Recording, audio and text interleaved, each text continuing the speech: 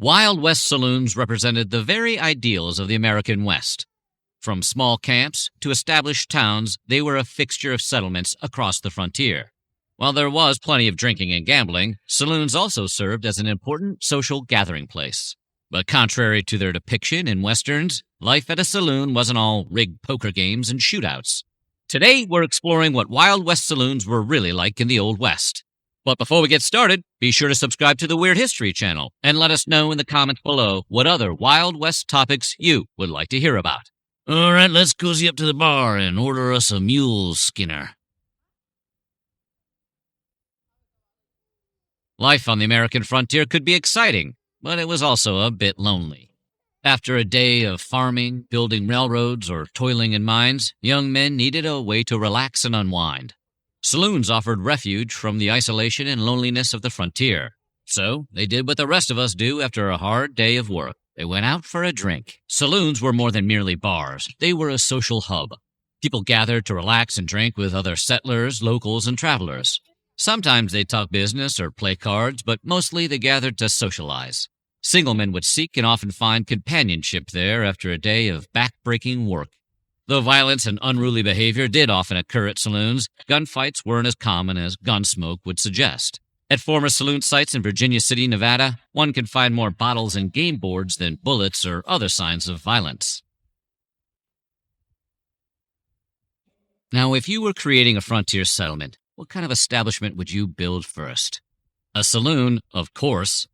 Saloons served several essential functions in the Wild West and were often the focal point of a camp or town.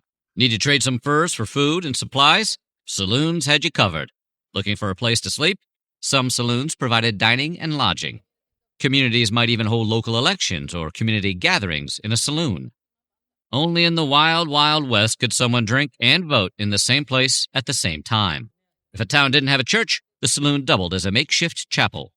Drinking and gambling would stop temporarily, as a preacher would give a sermon. That didn't mean it was always a peaceful experience, though. In August 1884, Reverend A. F. Heltman of Brighton, Colorado, held his first Presbyterian services in a saloon. According to a report from the time, several cowboys shouted and hurrahed outside, and a few sent revolver shots through the windows. The saloonkeeper reportedly quit the business shortly thereafter. Saloons were kind of like the social media of their day, a place to find work, get news, and engage in plenty of gossip. Saloons ultimately brought people from all walks of life together as they moved through towns during the expansion of the American West. Setting up a saloon was easy at first. For a small site, it only required tables, a tent, and some liquor. As towns thrived, saloons grew right along with them. Owners expanded their operations based on the success of the camp or town. It was easier for the saloons in railroad towns to survive by investing resources back into their establishments. Saloons in mining camps weren't so lucky. When the gold and silver stopped flowing, the liquor did too. As towns grew, saloons expanded. They grew larger, moved into permanent structures, and diversified their entertainment. Along with improved furnishings, the gambling options developed and created more incentive to spend more time at the bar. Some cities saw significant expansion of saloons over time. Fort Worth, Texas already had 60 saloons by the time the White Elephant Saloon opened in 1883. After its founding in 1858, Denver, Colorado had about 30 saloons. But by 1890, that number exploded to 478. That's a long pub crawl. While Hollywood's version of the Wild West is undoubtedly imaginative, it's often inaccurate. When they first started appearing in the West, saloons were basically just drinking tents. Even as they became more permanent structures, most saloons remained small and rustic. Some had wooden floors and fancy bars, but these weren't the norm. Location played a significant role in the type of decor patrons found in their local saloon. Since building materials came from whatever happened to be available nearby, saloons looked different depending on the location. A prairie saloon might resemble something from the set of Have Gun Will Travel or Maverick. Mountain saloons might look more like a classic hunting lodge, characterized by fine woodworking and animal heads on the walls. In San Francisco and Seattle, saloons had chandeliers and mirrors. It just depended on where a thirsty cowboy wanted to get a drink. But the ideal opportunity to visit a classic-style saloon was in Texas in the 1850s. Fort Worth's first and last chance saloon was just a small, dingy room with a bench and an unremarkable bar. How's that for a classic dive bar? 3 decades later, the White Elephant Saloon seriously upped the ante with a two-story building, fresh seafood, and only the finest in cigars and liquor. Today, the price of a drink is relatively consistent in major cities around the country. Go into any bar or restaurant, and you'll likely find similar prices for liquor and wine. But that simply wasn't the case in the Old West, where drink prices changed depending on a saloon's location. Procuring liquor to remote locations was challenging, and the prices reflected as much. A whiskey or beer shot might cost 50 cents in the Yukon Territory, but only half as much in a place like Colorado. Emerging social classes on the frontier also impacted prices. Where cheap saloons provided whiskey and beer to cowboys, the fancier establishments catered to business people and ranchers with more money to burn. Saloons were a bit of a boys' club, with women working as barmaids and entertainers in the form of dancing or theater. Malda Branscombe, known professionally as Big Minnie, was the quintessential saloon entertainer. Earning her nickname for her 230-pound, 6-foot muscular frame, she lived and worked in the legendary town of Tombstone, Arizona. Branscombe was at times a barmaid, part-time actor, a dancer, and a prostitute. At one point, she even became the bouncer, after she physically tossed a drunk out of the door after the guy fired a shot into the bar's ceiling. Sometimes women offered other amenities. But when it came to drinks, women persuaded men to buy them expensive liquor, often receiving a cut for themselves. One anti-saloon advocate, George M. Hamill, didn't like what he saw at the saloons. He wrote about it in his 1908 book, Passing the Saloon, saying, "In Denver, when I was there, saloons were full of disreputable women, drinking with the men right at the bar. One would come up and nudge you and say, 'How's things for a drink?' The barkeeper would say, 'Yes, go on, throw a drink into her.' It cost 25 cents at the cheapest to treat a woman there. If one took a 5-cent drink and gave her the same, the bill was 25 cents.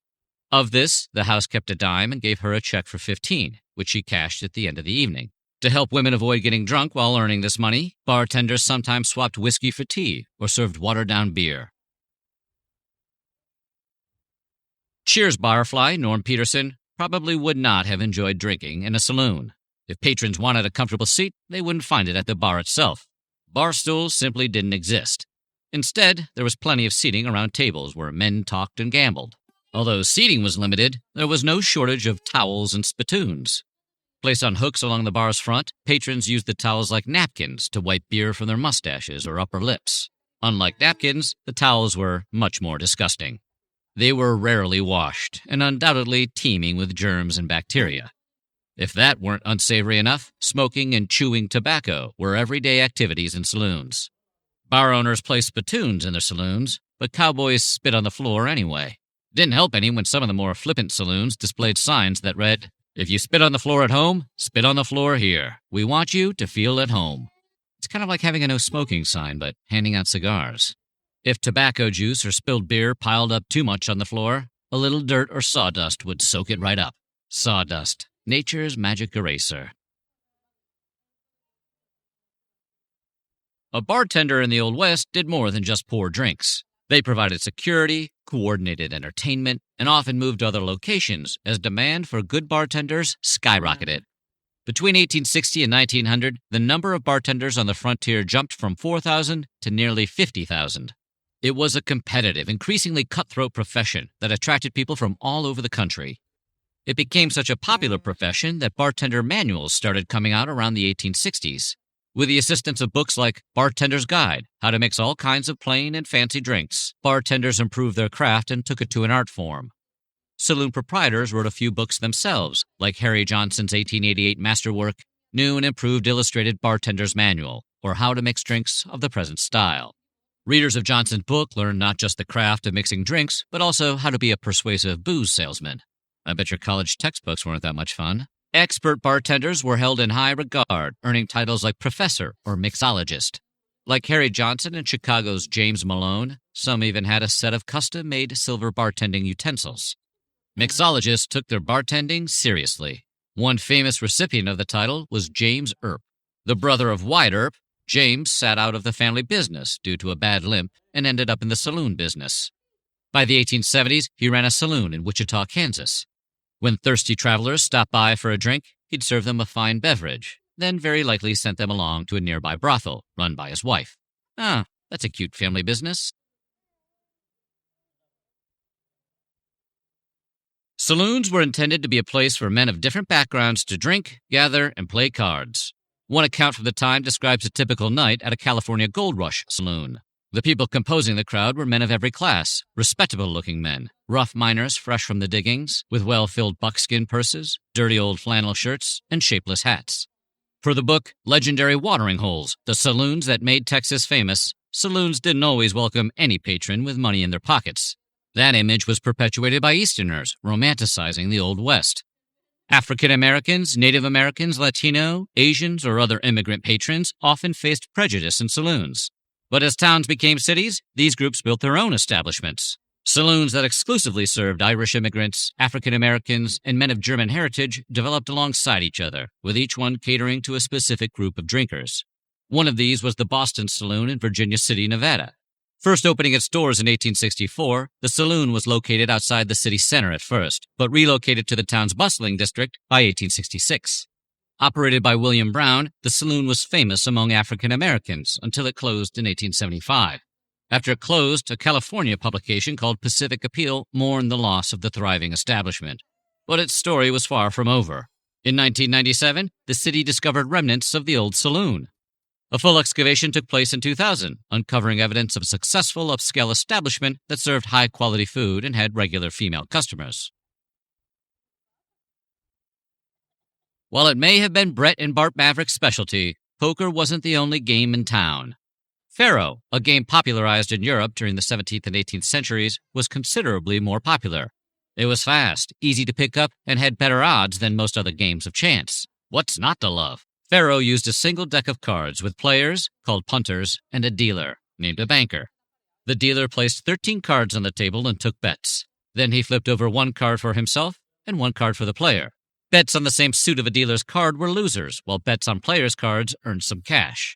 Players could place multiple bets on different cards, and the inclusion of multiple players made it popular among gamblers of all stripes. Poker was still commonly played, joining three-card Monte and roulette tables in the more elaborate gambling facilities at some saloons. Gamblers often met with mixed success. The combination of drinking and betting usually parted saloon patrons from their funds. But it was all part of the experience, as one Montana cowboy explained. When I would get into a town, I wanted to have a good time. I usually took a few drinks and sometimes got into a game of poker and generally left town broke.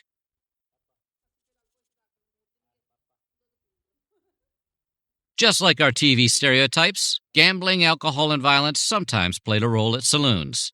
Violence was usually caused by one or both of the other two. Drunken men might come to blows over perceived cheating at cards, or just start a brawl because, well, they're drunk. Drunken brawls could lead to big trouble.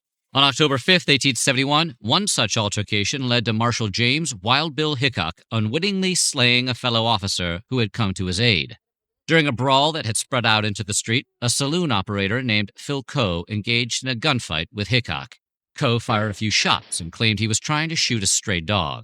Hickok decided to arrest him for firing a pistol within city limits. Then, without warning, Coe shot at Hickok twice more, hitting the sidewalk and the tail of Hickok's coat. Hickok pulled his gun and fired 3 times, hitting Coe twice in the stomach. Coe died a few days later. The third bullet accidentally struck Marshal Mike Williams, who'd heard the commotion and rushed to Hickok's aid. The event marked Hickok's last gunfight and would haunt him for the rest of his life, which tragically ended in a saloon.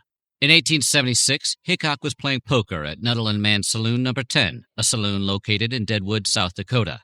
Hickok was seated with his back to the door, holding a pair of aces and eights, the dead man's hand.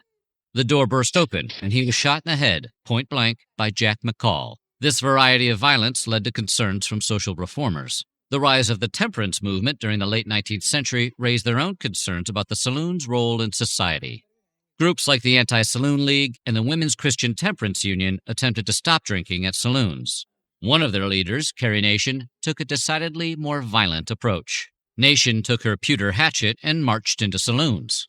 Shouting, "Smash, smash, for the love of Jesus, smash," she'd proceed to destroy as much liquor and saloon property as possible. She was arrested more than 30 times, but became a celebrity within the temperance movement. For a time, she even marketed souvenir hatchets. Various factors led to the saloon's decline, including employers demanding sobriety during the workday and local health codes banning some of the less than sanitary aspects of the establishments. Bans on gambling and prostitution were introduced around the American West, striking a blow to saloons across the frontier. As cities grew and expanded, the various services saloons provided disappeared, replaced by specialized businesses or institutions.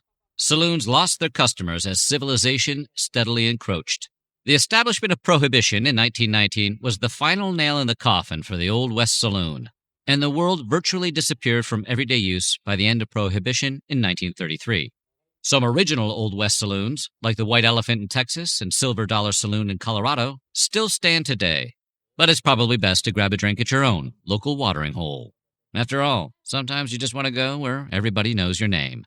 So what do you think? What would you order at a Wild West saloon? Let us know in the comments below, and while you're at it, check out some of these other videos from our weird history.